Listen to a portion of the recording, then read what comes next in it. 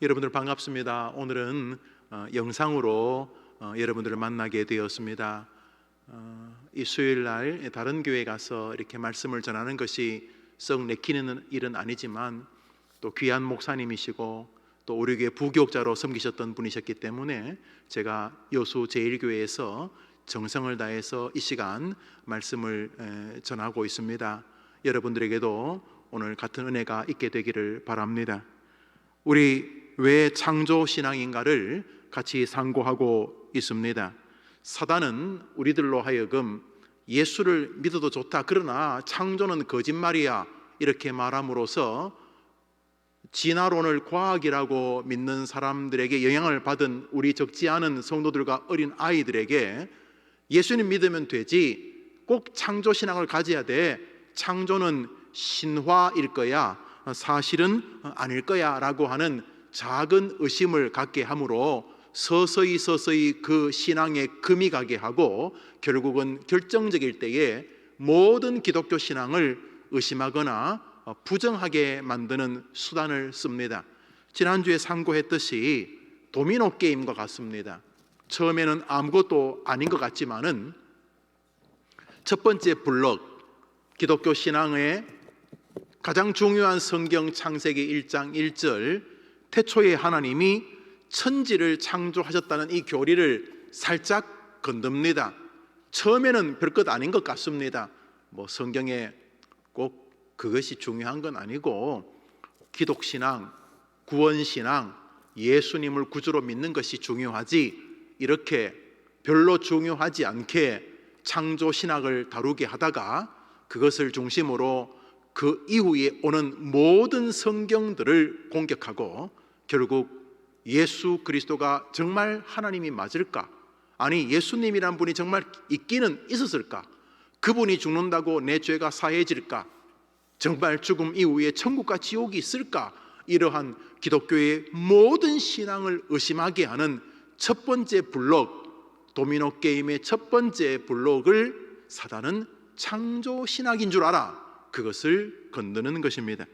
그러므로 창조신학은 우리의 신앙에 아주 중요한, 우리 이후의 모든 신학을 이기는 관문이요 디딤돌이 되는 것입니다. 우리는 지난주에 이어서 두 번째 시간을 갖습니다. 여러분이 가지신 페이지 2페이지에 그러므로 사단의 전술은 명백합니다 부터 읽도록 하겠습니다. 그러므로 사단의 전술은 명백합니다. 신학의 관문인 창조신앙을 흔드는 것입니다.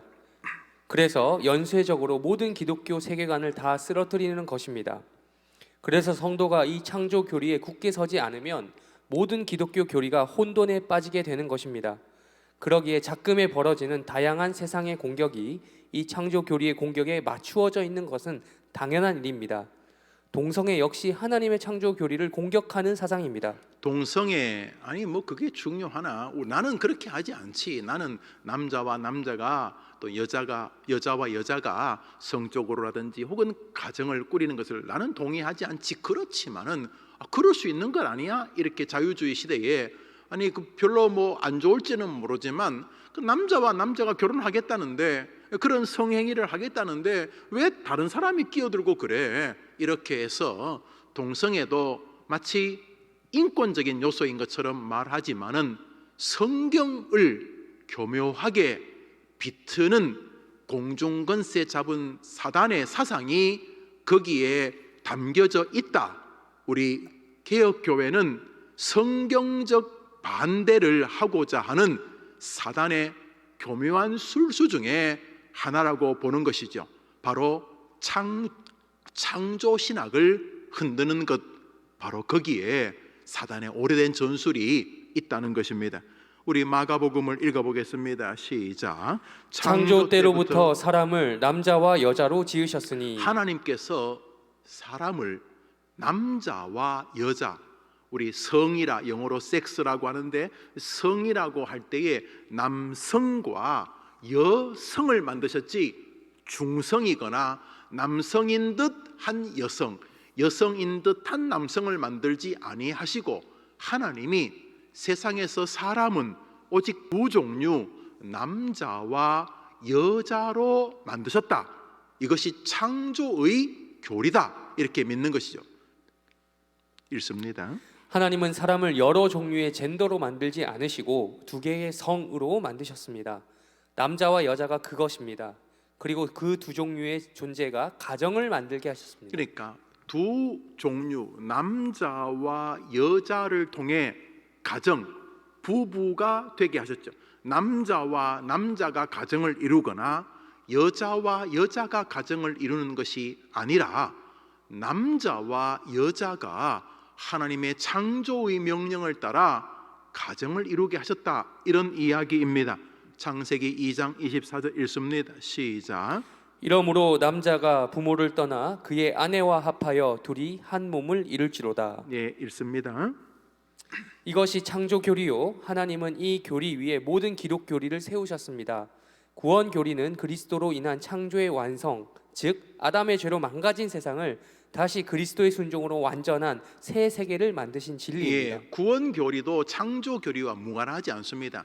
나는 구원, 예수님을 믿고 구원받는 게 제일 중요하다, 중요하지요. 그런데 이 구원 교리는 다른 교리와 떨어진 교리가 아니라는 거죠. 구원 교리와 교회론, 교회가 중요하다는 교리가 붙어 있는 거죠. 왜요?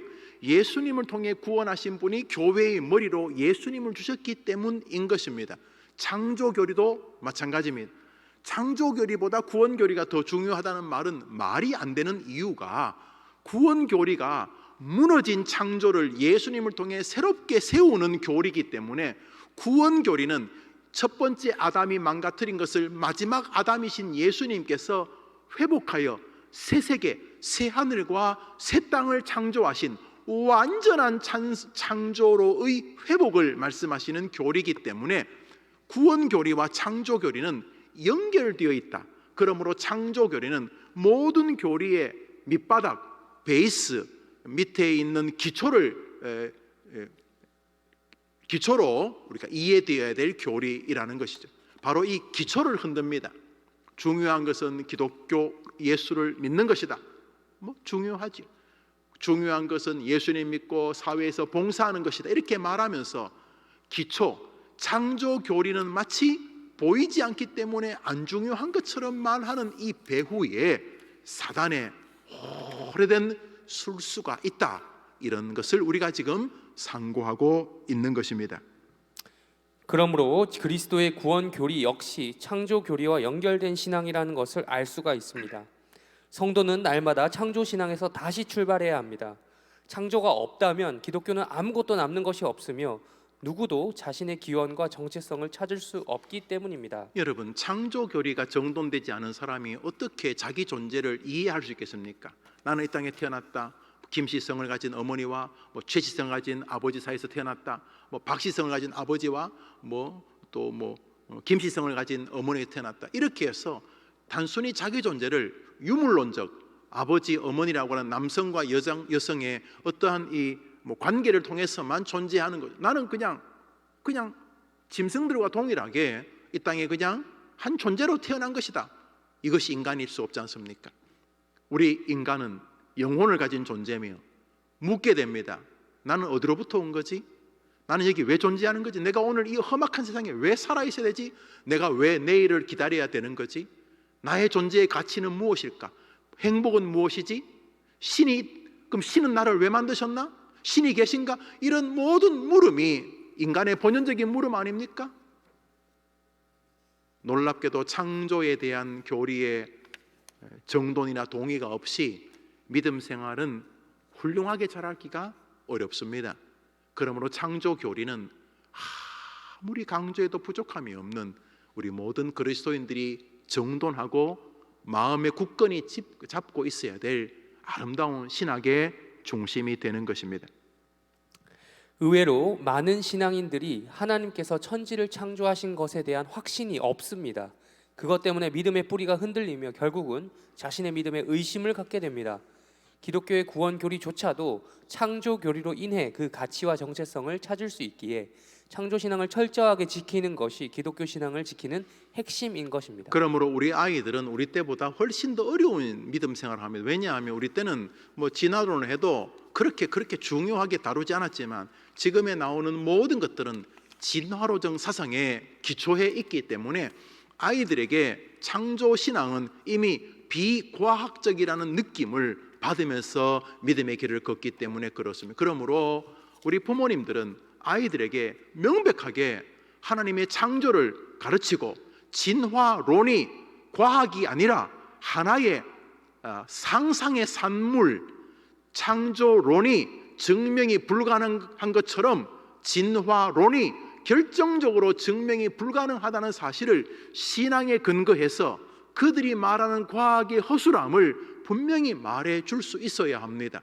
그래서 아이들이 학교에 다니면서도 진화론이라고 하는 것이 과학이 아닐 수 있다는 사실을 믿음으로 갖게 해 주어야 합니다.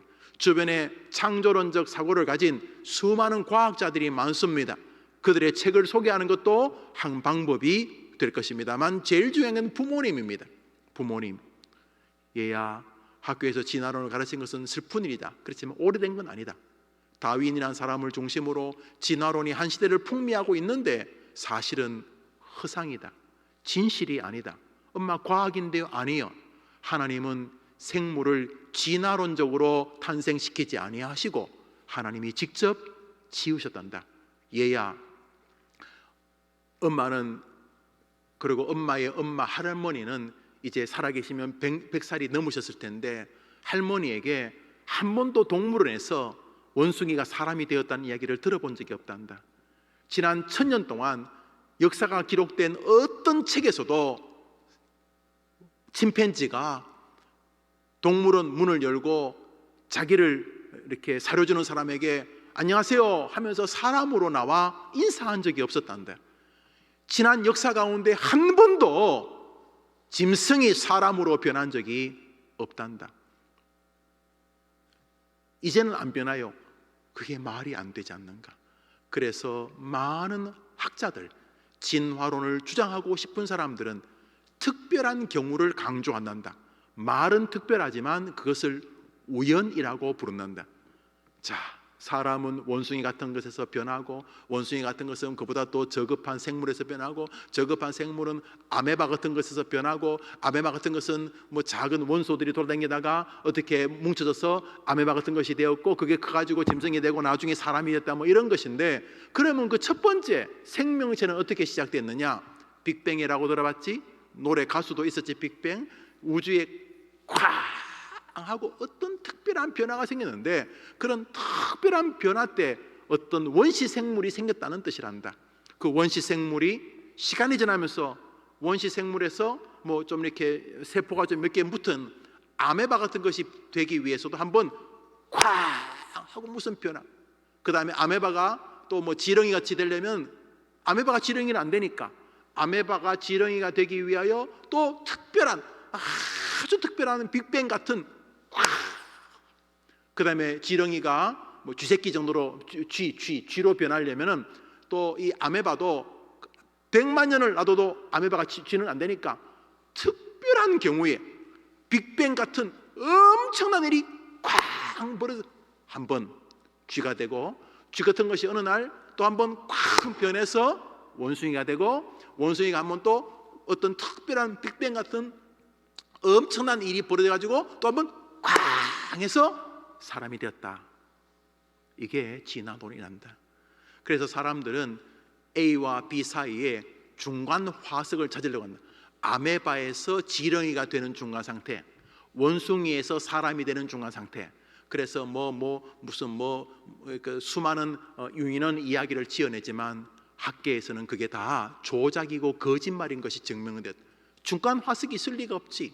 하나님은 지렁이는 지렁이로 만드시고 원숭이는 원숭이로 만드시고 사람은 사람으로 만드셨지.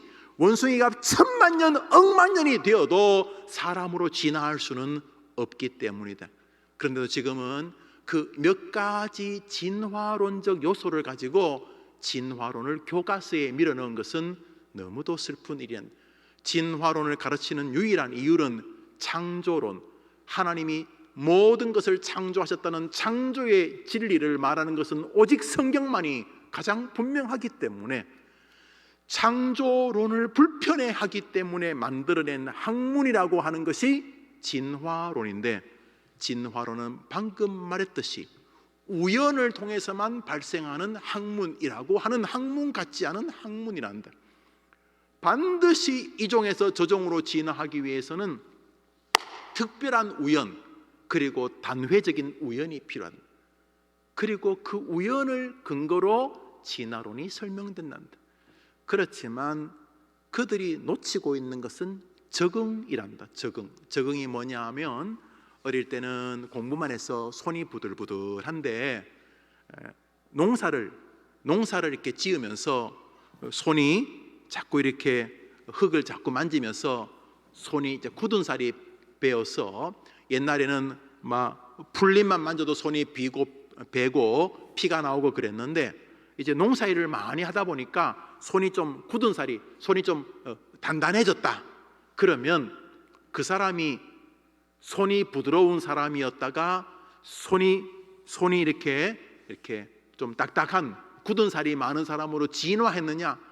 그것은 진화가 아니라, 하나님께서 모든 만물을 만드실 때에 그들이 그 사회에 잘 적응할 수 있도록 적응력을 주신 은혜의 결과란다. 그건 마치 어릴 때 아무것도 모르던 아이가 칼싸움을 배우고 글을 배우면서 지혜가 나오고 전쟁을 할 때에 방식을 개발하는 것 같이, 인간이 혹은 세상 만물이 가진 그 탁월한 지혜와 환경에서 잘 적응할 수 있도록 적응력을 주신 적응이라는 것인데, 가령 한라산 밑에 고사리가 있다 치자. 한라산 밑에 고사리와 한라산 위에 고사리가 있는데, 한라산 밑에 고사리는 좀 길게 자라는데 반해서 한라산 중턱이나 한라산 꼭대기의 고사리는 허리가 두툼하고 길게는 안 자란다. 그러면 한라산 밑에 고사리와 한라산 위에 추운 데 있는 고사리가 다르냐? 다르지 않다. 같은 고사리인데 이 고사리가 추위에 적응. 밑에 고사리와 위에 고사리가 진화된 게 아니라 적응해 가도록 모든 피조물에게 하나님이 적응력을 주셨다. 고도의 적응력을 가진 짐승이나 사람도 있고, 그냥 육체적인 한계, 그 생물학적 적응력만 가지고 있는 그런 식물 같은 피조물이 있을 뿐이지 진화가 아니다. 한라산 밑에 있는 고사리나 한라산 위에 있는 고사리나 동일한 고사리인데, 이 고사리가 추위에 적응을. 그래서 더운 나라 사는 사람들은 옷을 좀 짧게 입고 다니고, 추운 나라 사는 사람은 옷을 좀 두텁게 입고 다니는 것이지, 추운 나라 사람이 진화한 것도 아니고, 추운 나라 사람이 더운 나라에서 진화한 것이 아니라 적응, 사람들에게, 아니 세상 만물에게 적응의 은혜를 주신 것이다, 하나님께서. 그런데 사람들은 진화라고 해서 종에서 다른 종으로 변경되는 것을 오늘도 끊임없이 가능한 것처럼 말하고 있는데, 그것은 큰 테두리에서는 지혜로운 일이 아닌 것이란다. 하나님께서는 모든 만물을 그 특이한 형상대로 창조하신 것이지 진화하는 것이 아니기 때문이다. 이것이 과학이란다. 이것을 먼저 믿음으로 설명해 주어야 하는 것입니다. 창조신앙에 대한 반발, 결국 진화론이 나오게 된 것은 창조신학이 불편하기 때문인 것이죠. 창조신학을 믿는다는 것은 기독교의 하나님, 성경의 하나님을 믿는다는 것 아닙니까? 나는 하나님 믿기 싫은데, 하나님 믿기 싫은데 창조를 하나님이 했다고 하면 안 믿을 수가 없으니까, 창조된 건 분명하고, 뭔가 있기는 분명한데, 하늘도 있고 별도 있고 나도 있고 다 있는데, 이 처음 인간은 어디서부터 왔을까? 우리 아버지 최초의 사람은 어디서부터 왔을까? 최초의 사람은 진짜 원숭이인가? 원숭이, 뭐 마늘을 먹고 뭐 곰이 사람이 됐느냐? 그러냐? 사람은 어디서부터 왔느냐? 아니 이 나무는 어디서부터 왔느냐? 저 표범이나 저 사자는 어디서부터 왔느냐? 저 바다의 물고기들은 어디서부터 왔느냐? 제일 쉬운 게 저절로 생겼다.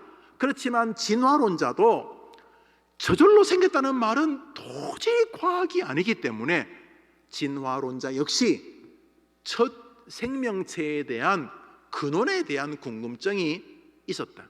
그래서 개발한 것이 진화론이고, 이 진화론에는 종의 기원이라는 글을 쓴 다윈이라는 사람이 일정한 영향력을 가지게 되었다. 결국 진화론은 창조신앙에 대한 반발이다, 이런 내용입니다. 읽으시죠. 창조 신앙을 공격하는 대표적인 세상의 논리는 진화론입니다. 진화론은 1859년 다윈의 종의 기원이 그 변곡점이 됩니다. 그가 강조한 진화론의 핵심은 자연 선택이라는 개념입니다. 자연 선택이란 생물 개체가 같은 종이라도 환경에 적응하여 여러 가지 변이를 나타내게 되는데, 이 변이 중에서 자신의 생존과 번식에 유리한 변이가 선택되어 후대로 전해져 내려간다는 것입니다. 결국 물질 혹은 생명체가 오랜 시간 속에서 스스로 진화하여 오늘의 모든 것이 되었다는 것입니다.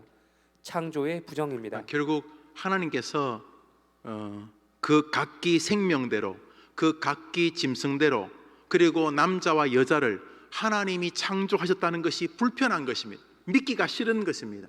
그래서 그들은 진화론을 설명하는데, 그 진화론을 설명할 수 있는 학문적 기반이 부족했을 때에 다윈이라는 사람이 종의 기원에서 이 모든 생명체들은 더 나은 환경에서 극복해 가려는 진화의 결과다, 모든 생명체들은 그 나름대로 적응해 가고 살아가기 위하여 하나님이 창조하신 것이 아니라 스스로 끊임없이 진화되어져 왔는데, 가장 좋은 진화는 결국 사람이죠. 사람으로 사는 게 모든 것들을 다스리기 제일 좋다. 그래서 사람으로 진화하자. 그 사람은 진화의 산물이라는 거죠.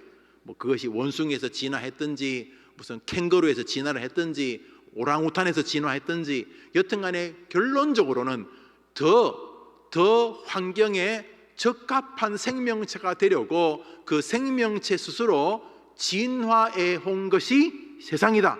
이렇게 해서 창조론을 조용하게 반대하기 시작합니다.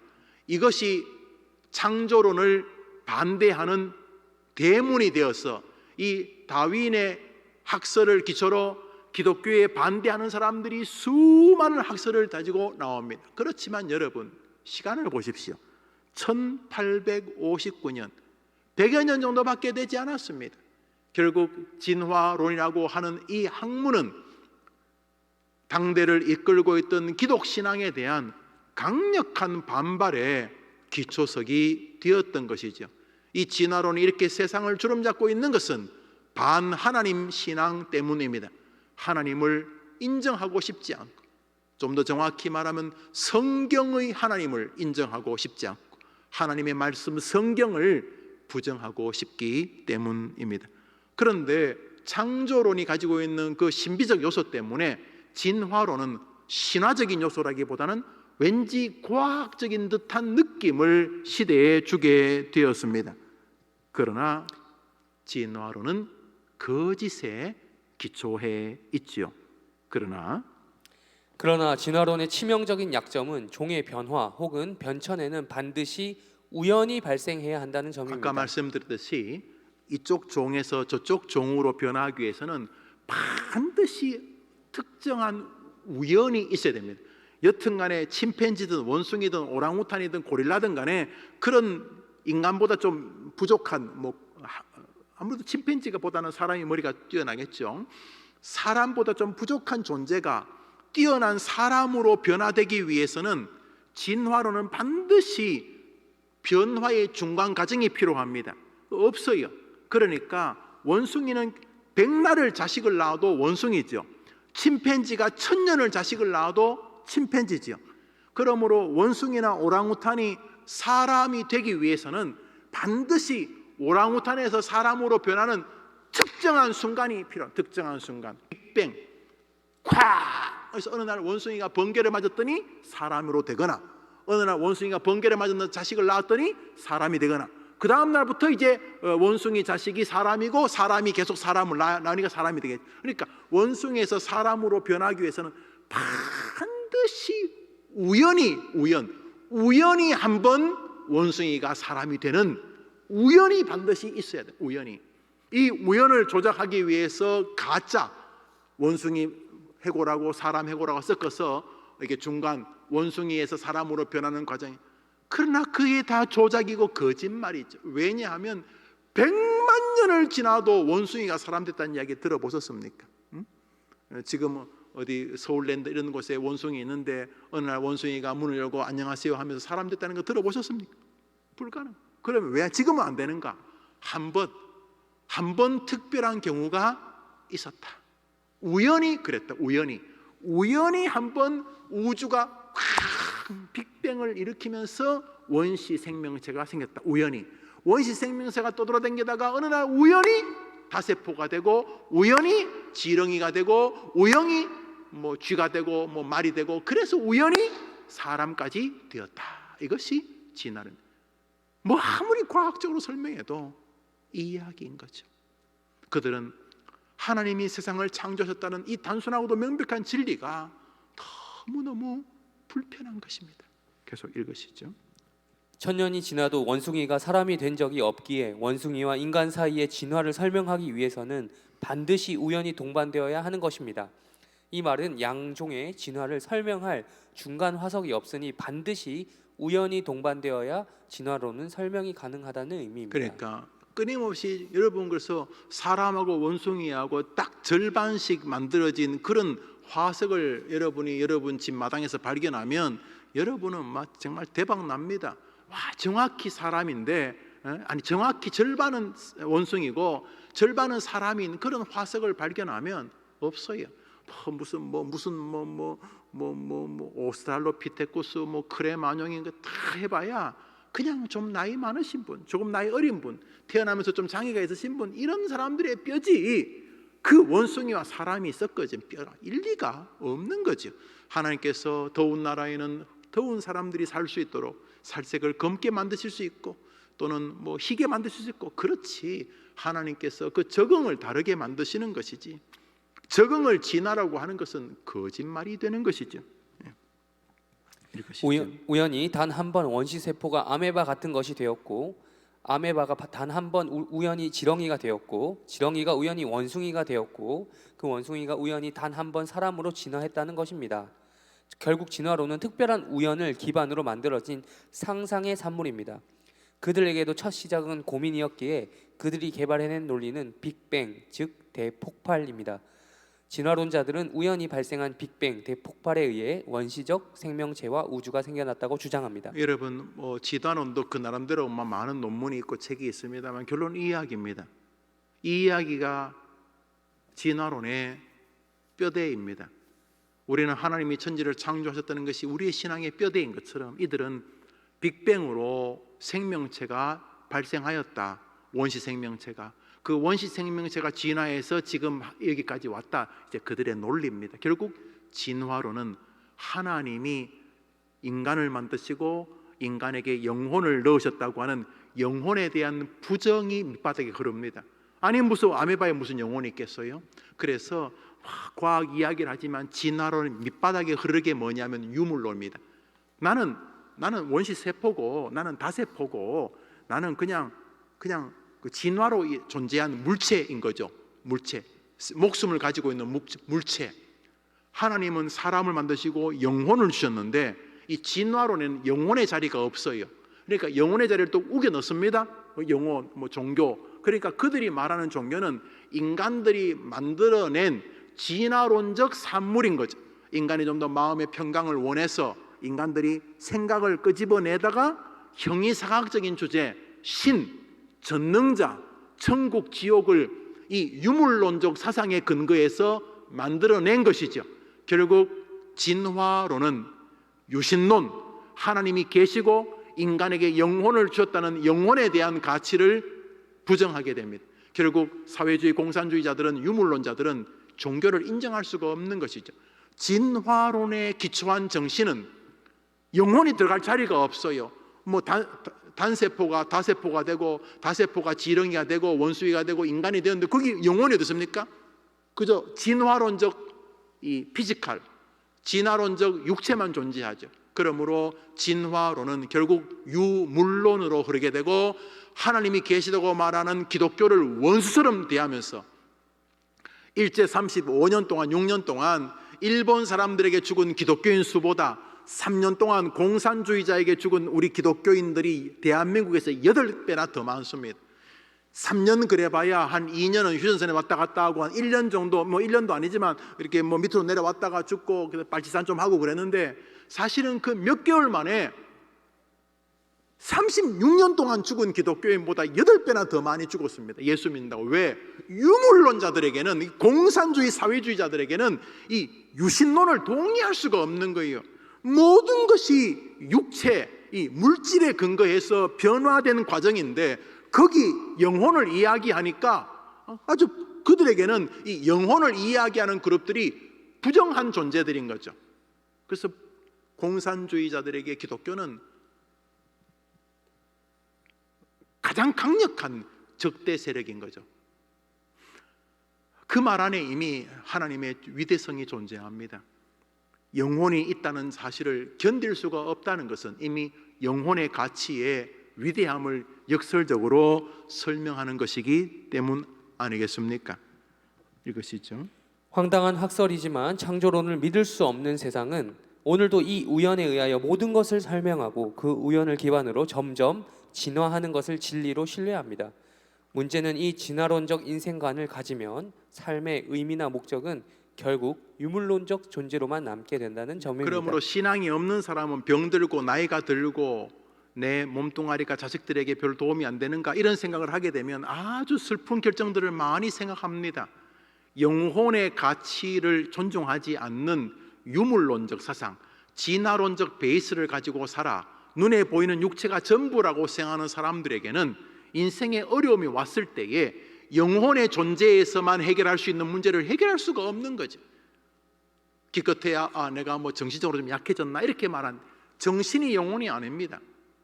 마음이 영혼이 아닙니다. 감정이 영혼이 아닙니다. 영혼이라고 하는 것은 하나님과 교통할 수 있는 인간에게만 가진 특별한 영적인 기제입니다. 짐승들도 감정이 있어요.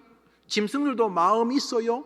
짐승들도 생각해요. 생각이 영혼이 아닙니다. 마음의 감정이 영혼이 아닙니다. 영혼이라고 하면 죽어서 천국에 도착하는 영적인 무엇이 존재하는 것입니다.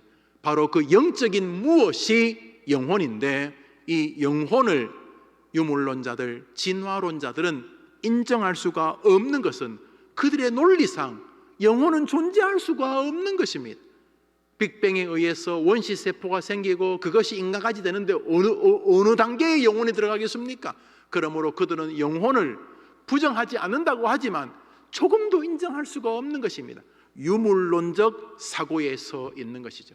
그것은 저 공산주의들만이 아니라 공산주의의 국물이 튄 우리 시대 지식인들에게도 많이 발견되는 것입니다. 말은 애둘러하고 선거철이 되면 교회를 기웃거리긴 하지만은 이 유물론적 정신을 가진 사람들에게 기독교인이나 혹은 종교인들은 어리석은 사람들이죠. 혹은 신념이나 정서가 아주 나약한 사람들이라고 생각을 하는 거죠. 그것이 유물론적 진화론에 서 있는 정신의 모습인 것입니다. 그 진화론에 의하면 사람은 그냥 의미 없는 진화론적 존재로서 진화의 과정 속에 있는 그저 물질의 일부분일 뿐이기에 결국 살다가 죽으면 그만인 물질적 존재가 되고 마는 것입니다. 이렇게 우주와 인간 기원에 대한 유물론적 자연주의는 반드시 그 종착역이 무신론적 유물론과 우연주의로 흐르기 마련입니다. 인간의 허무와 공허, 자살과 죽음의 정신 아래에는 이런 진화론이 깊이 뿌리 내리고 있는 것입니다. 그렇죠. 인간의 허무, 공허, 자살, 이런 죽음의 냄새의 밑바닥에는 이 유물론적 사고가 흐르고 있는 것입니다. 그러나 바른 진리인 기독교는 인간과 세상의 기원을 창조로부터 시작합니다. 그것은 사람으로 하여금 창조자의 의도에 자신의 존재의 의미가 있음을 알고 그 창조주에게 돌아가야 할 세계가 자신을 기다리고 있는 것을 인지하는 세계관을 갖게 합니다. 그 부분에 줄을 쳐 보시죠. 바른 진리의 기독교는 인간과 세상의 기원을 창조로부터 시작합니다. 그것은 사람으로 하여금 창조주의 의도에 자기 존재의 의미가 있음을 알고 그 창조주에게 돌아가야 할 세계가 자신을 기다리고 있는 것을 인지하는 기독교적 세계관을 갖게 합니다. 이게 창조 신앙을 분명히 가질 때 우리는 세상을 이기게 되는 것이죠.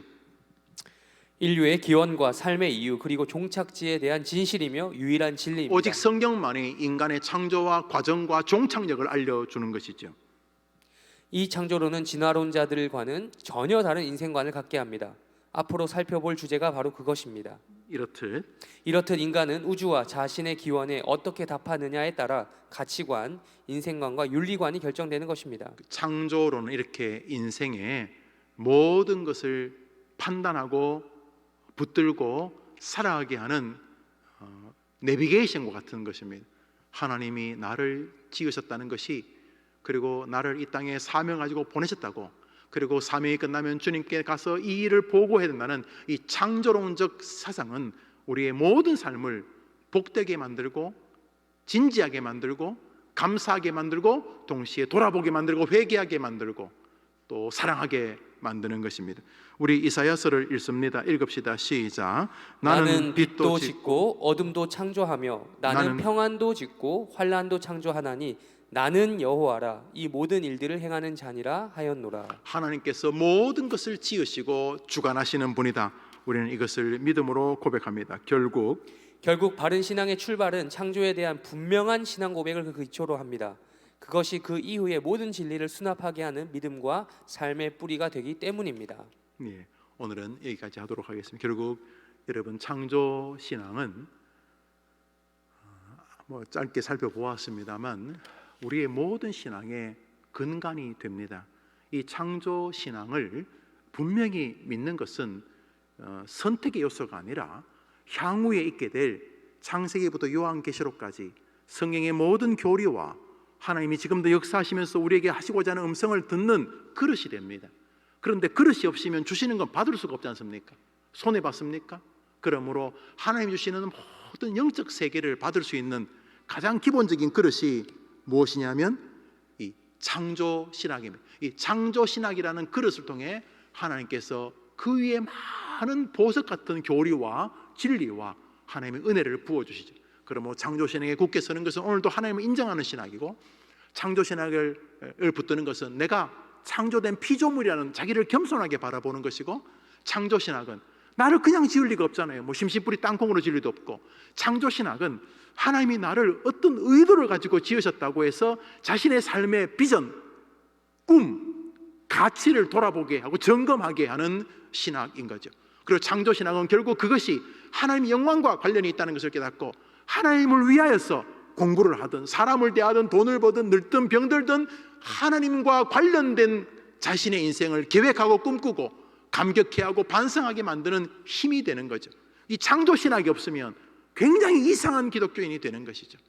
창조 신학 별로 안 중요해. 창조 그렇지만 사단이 거기서 꼬리를 치는 영역인 것을 기억하고, 우리가 그리스도인이요 이렇게 같이 상고해 갈 때에 창조 신학은 굉장히 중요하고, 이것을 먼저 붙들 때 나와 우리 아이들의 마음에 주님에 대한 겸손함과 주님의 진리를 알고 싶은 마음이 생기게 됐구나, 이런 마음을 하나님이 주시게 되는 것입니다.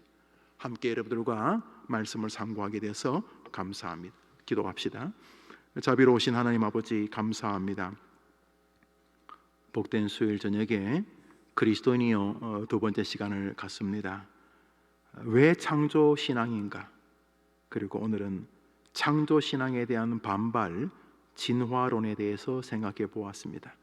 이미 세상을 완전히 장악해 버렸고, 아이들의 학문 세계를 진화론이라고 하는 허무맹랑하기 짝이 없는, 희한하기 짝이 없는 논리를 가지고 교과서를 장악하고 있지만은 어느 누구도 진화론을 정확히 증명할 수가 없는 세상에 우리들이 서 있습니다. 그럼에도 불구하고 적지 않은 그리스도인들과 어린 아이들이 이 진화론적 사고에서 많이 신앙이 무너질 때에 우리 해림교회 성도들과 특별히 우리 학생들이 창조 신앙에 대한 굳건한 믿음을 가지고 하나님이 세상을 지으셨다는 영원한 진리를 성경을 통해서 그리고 믿음을 통해서 고백하게 도와 주시옵소서. 우리 해림의 성도들이 그리스도인의 과정을 공부하는 동안 정말로 이 땅에서 흔들리지 않는 그리스도인으로 굳게 서게 해 주시기를 바라고, 모든 말씀 예수님의 이름으로 기도합니다. 아멘. 주님과 친교로 예배를 마치고 자유롭게 기도하고 또 돌아가십니다. 하늘에 계신 우리 아버지여, 이름이 거룩히 여김을 받으시오며 나라의 임하옵시며 뜻이 하늘에서 이룬 것 같이 땅에서도 이루어지이다. 오늘날 우리에게 일용할 양식을 주옵시고, 우리가 우리에게 죄 지은 자를 사하여 준 것 같이 우리 죄를 사하여 주옵시고, 우리를 시험에 들게 하지 마옵시고 다만 악에서 구하옵소서. 에게 나라와 권세와 영광이 아버지께 영원히 있사옵나이다. 아멘.